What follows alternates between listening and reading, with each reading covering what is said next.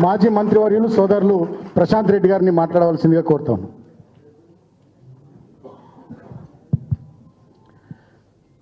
రెండు 2025 నూతన సంవత్సర క్యాలెండర్ డైరీ ఆవిష్కరణకు టీఆర్ఎస్ పార్టీ డైరీ ఆవిష్కరణకు ముఖ్య అతిథిగా ఇచ్చినటువంటి మనందరి ప్రియతమ నాయకుడు టీఆర్ఎస్ పార్టీ వర్కింగ్ ప్రెసిడెంట్ గౌరవనీయులు కేటీఆర్ గారికి, పార్టీ సీనియర్ నాయకులు మాజీ మంత్రివర్యులు గౌరవనీయులు హరీష్ రావు గారికి, అట్లాగే వేదిక మీద ఉన్నటువంటి అందరూ నాయకులకు, పెద్దలందరికీ, టీఆర్ఎస్ పార్టీ కార్యకర్తలకు, నాయకులకు, మీడియా మిత్రులకు అందరికి కూడా హృదయపూర్వక నమస్కారం.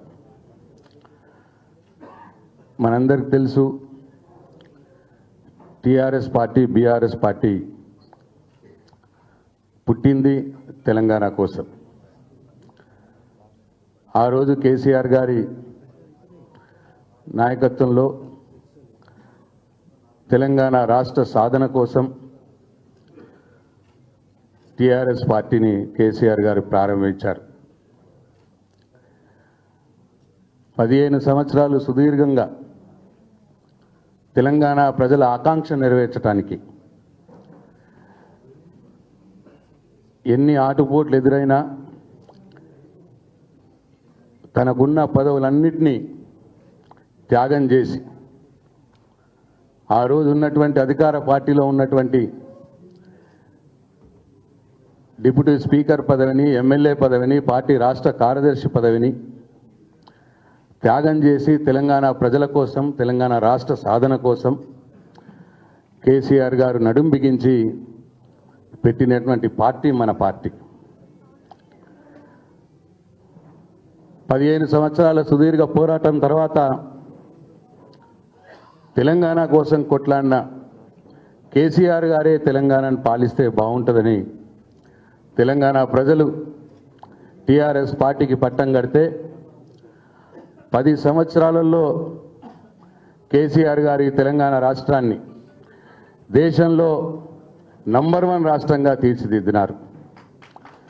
అనేక రంగాల్లో ఇవాళ తెలంగాణ రాష్ట్రం ఈ దేశానికి ఒక దిక్సూచిలా కేసీఆర్ గారు తెలంగాణ రాష్ట్రాన్ని మార్చినారు. అయితే దురదృష్టవశాత్తు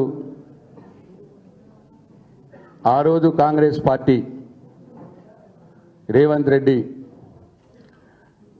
అనేక అలివిగాని హామీలు, అబద్ధాలు చెప్పి ప్రజల్ని మోసం చేసి కొద్ది తేడాతో అధికారంలోకి వచ్చినాడు. పోయిన సంవత్సరం 2024 సంవత్సరంలో రేవంత్ రెడ్డి చేసిందేమీ లేదు. ఒకటి, తనను ప్రశ్నించటోళ్ళని అందరినీ కూడా జైల్లో పెట్టే కార్యక్రమం.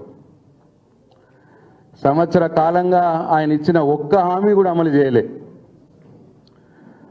నీ హామీలు అమలు చేస్తలేవు, ప్రజల పక్షాన పోరాడుతున్నటువంటి మన నాయకులు కేటీఆర్ గారు కావచ్చు, హరీష్ రావు గారు కావచ్చు, వీళ్ళిద్దరిని అట్టనే టీఆర్ఎస్ పార్టీ సీనియర్ నాయకులు కావచ్చు, ఆయనను ప్రశ్నిస్తున్న వాళ్ళని ఇబ్బంది పెట్టి జైల్లో పెట్టి వేధించాలి అనే ఒకే ఒక కార్యక్రమం ఈ సంవత్సర కాలం నుంచి ఆయన చేస్తూ ఉన్నాడు. ఈ రెండు, తనిచ్చిన హామీలన్నీ కూడా అమలు కావట్లేదు, దీని నుంచి ప్రజల దృష్టిని మరచాలి, డైవర్షన్ పాలిటిక్స్, ఈ 2 కార్యక్రమాలు తప్పిస్తే ఆయన ఇప్పటిదాకా చేసిందేం లేదు. దాంట్లో భాగంగానే ఇవాళ కేటీఆర్ గారి మీద పనికిరాని ఒక లొట్టపీసు చెత్త కేసు, ఈ కార్ రేసింగ్ అని ఒకటి పెట్టి గత 2 నెలల నుంచి దాని మీద డ్రామా నడిపిస్తూ ఇవాళ నేను ఇబ్బంది పెట్టే కార్యక్రమం ఏదో చేయబోతా ఉన్నాడు. హరీష్ రావు గారి మీద కూడా కేసు పెట్టినారు.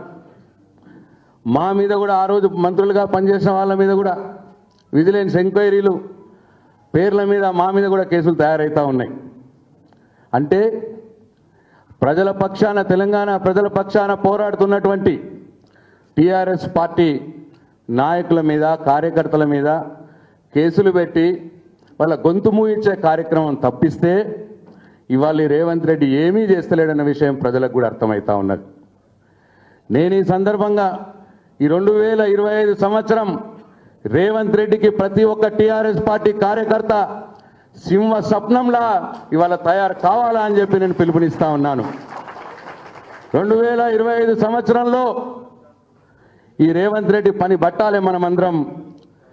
సరే, ఇంతకుముందు మోసంచారి గారు చెప్పినారు, నీకు చేతనైంది ఒకటే, మా గొంతులు నొక్కేసి మమ్మల్ని జైల్లో పెట్టి మా గొంతులు నొక్కాలని నువ్వు ప్రయత్నం చేస్తూ ఉన్నావు. మేమందరం జైల్లో ఉన్నా సరే నీ వైఫల్యాలను ఎండగడతానే ఉంటాం, నీ అవినీతిని ఎండగడతానే ఉంటాం.